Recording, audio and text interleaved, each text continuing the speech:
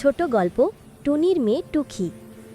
চাঁদের আলোয় ঝলমল করা এক শান্ত গ্রাম।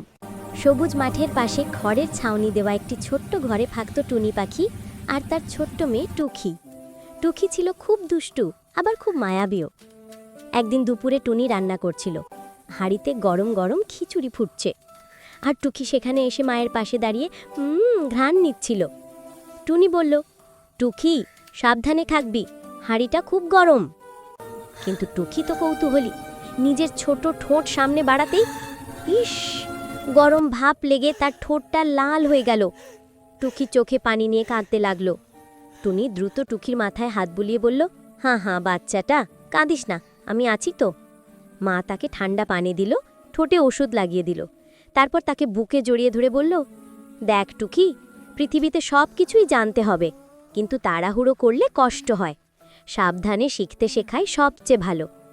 টুকি মায়ের দিকে তাকিয়ে হাসল, শিখল মাকে মানলে ভুল হয় না। এইভাবে টুনি আর টুকি দুজন ছোট্ট ঘরটায় ভালোবাসায় ভরে সুখেই থাকত। চাঁদের আলোয় তাদের গল্প যেন আরও সুন্দর হয়ে উঠত। মুন, বার্ড, লাভ।